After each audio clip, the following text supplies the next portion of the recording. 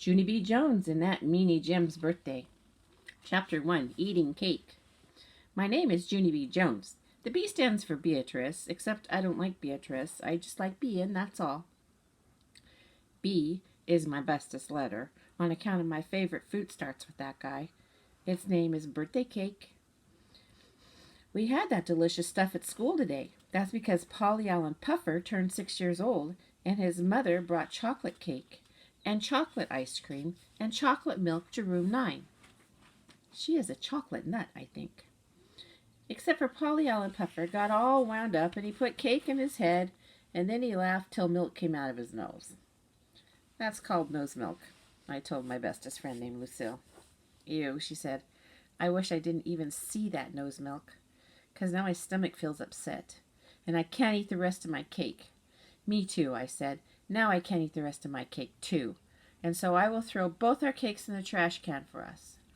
Then I picked up our cakes and I hurried up to the trash can. I looked all around me very careful. Then I quick ducked behind the trash can and stuffed both those cakes right in my mouth. I rubbed my tummy real happy.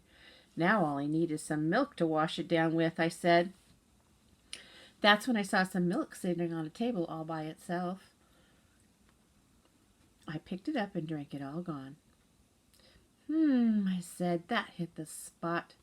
Just then I heard a voice. Junie B. Jones, why are you out of your seat? It was my teacher. Her name is Mrs. She has another name too, but I just like Mrs. and that's all. Mrs. has eyes like a hawk. What are you doing over there? She asked me. I'm sharing people's cake and milk, I explained, except for they aren't actually here at the moment. Mrs. rolled her eyes way back in her head. I smiled very sweet. Guess what? When I have my birthday party, I'm going to bring cake and milk too, I said. Plus also I might bring a beanie weenie casserole, 'cause that will be a nice change of pace, I think. Just then I skipped over to Polly Allen Puffer's mother. Excellent cake, madam. My compliments to the chef, I said. Then me and her did a high five, only she didn't actually put her hand out, and so mostly I just slapped her on the arm. After that, I skipped back to my seat. Lucille was finishing her chocolate ice cream. She had a chocolate mustache on her lip. I did a frown at her. Lucille, I'm surprised at you, I said. You're not eating that ice cream like a little lady, and so I will show you how. Then I quick dipped my spoon into Lucille's ice cream. See, I said, see how I'm taking dainty bites of this stuff? Only just then a dainty bite of chocolate ice cream slipped off my spoon and it plopped into Lucille's lap. She jumped out of her chair. Oh no, she hollered. Now look what you did.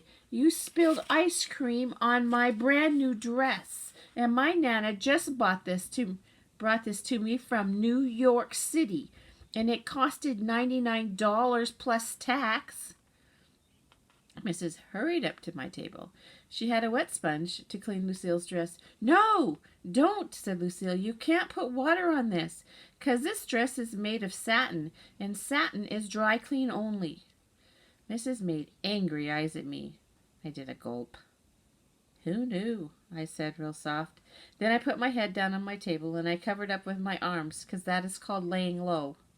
And laying low is what you do if you know what's good for you.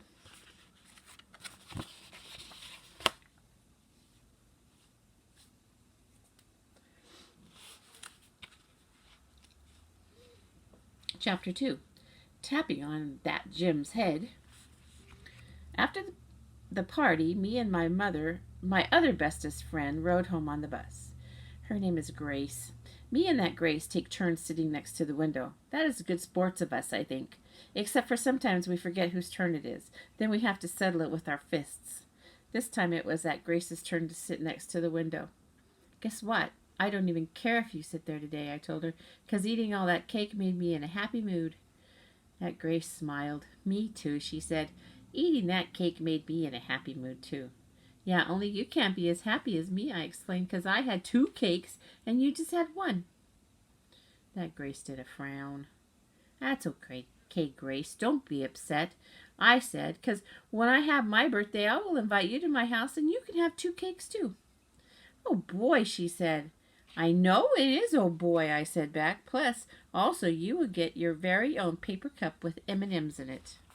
Ooh, yum. I love M&Ms, said Grace. Me too. I love M&Ms too, I said, on account of that chocolate doesn't melt in your hands. Just the colors melt on your hands, and that's all.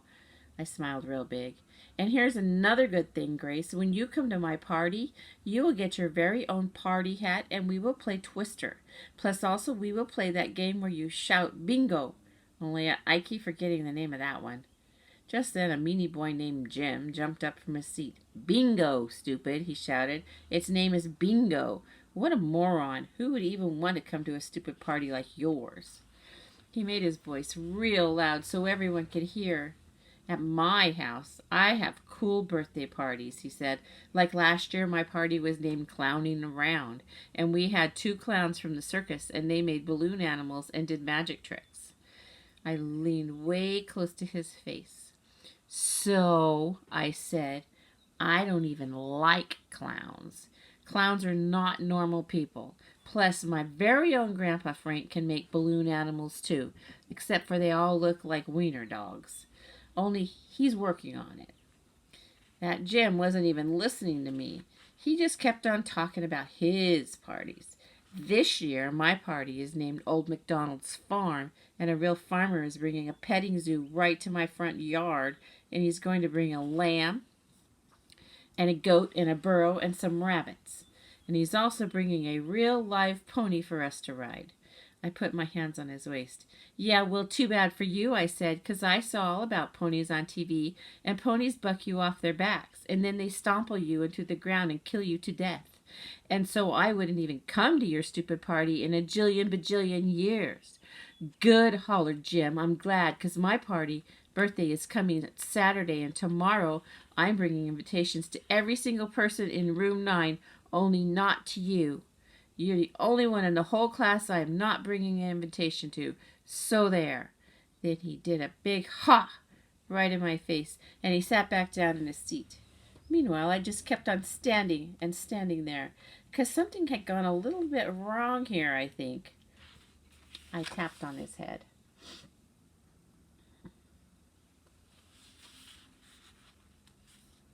Yeah, only here's the thing, I said. I don't actually know you were having a party on Saturday, and so good news. I think I can make it.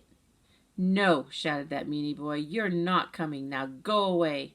I tapped on him again. Yeah, only I was just kidding about the ponies, I said. They hardly even stomple you, probably. I don't care. Stop bothering me, he shouted. I stood on my tippy toes and looked at his head. Love your hair today, I said. That Jim swatted at me. Get away from me, he hollered. You're not coming to my party, and that's final. Just think, a big lump came in my throat, and a big lump is what comes before you're crying. It hurt to swallow. I sat down and hided my face in my sweater. Darn it, I said, 'cause I think I really would have enjoyed myself at that thing. Then my bestest friend named Grace put her arm around me, and she patted me real gentle, and she let me sit by the window.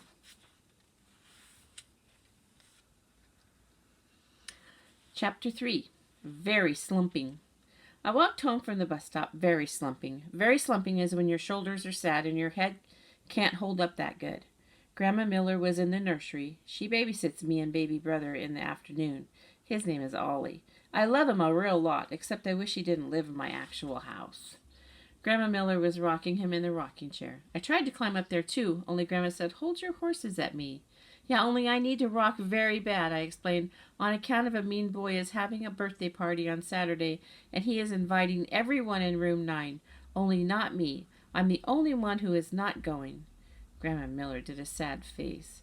Children can be so cruel, she said. Just wait till I get the baby to sleep, and then you and I are going to talk about it, okay? And so that's how come I crossed my arms and I tapped my foot. I waited and waited for that baby to go to sleep. Only his eyes kept staying wide open. Hold them closed with your fingers, Grandma, I told her. Heavens no, she said. Then she kept right on rocking him, and so finally I got tired of waiting and I went to my room and I crawled underneath my covers. I crawled way down to the bottom of my sheets. It's very muffly down there. You can say mean stuff and no one can hear you. Here's all the stuff I hate, I said. First, I hate that meanie Jim.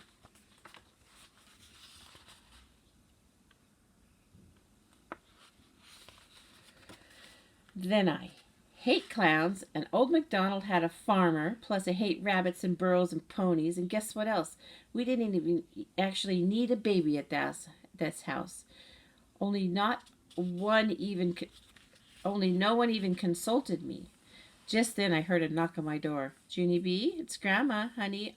Ollie finally went to sleep. She came in and lifted up my covers. I called your mother and told her what happened at school, she said. I peeked up at her. And so can she fix it? I asked. Can I go to the birthday party now? Grandma Miller held out her arms to me. She pulled me out of my covers. Your mother is going to talk to you about it when she gets home, she said. Meanwhile, why don't you and I have a little fun? Let's read a book, okay? What kind of story would you like to hear? I thought and thought. I would like to hear a story about a little girl who doesn't get invited to a Meanie boy's birthday, and so she sneaks to his house and she lets a wild pony out of the barn, and then it stomples the boy into a flatty pancake, and all the children pour maple syrup on that guy and they eat him for breakfast. Grandma Miller looked kind of sickish. You've got to stop worrying about that boy's party. He's just trying to get your goat, she said. Just then my eyes got big and wide at her. Goat? What goat, Grandma? Do I have a goat? Is it a surprise goat? And are you keeping it a secret at your house? I jumped up and pulled her hand. Let's go get it. Want to, Grandma? Let's go get my goat right now. Just then, a great idea popped in my head. Hey, I just thought of something, Grandma. You and me can bring my goat to my house, and then I can have my very own birthday on Saturday. I will call it Come and Pet My Goat, and everyone in the room 9 will come to my party, and they won't go to that Meanie Jim's. All of a sudden, the front door opened. It was Mother. I run to her speedy quick. Mother, guess what? Guess what?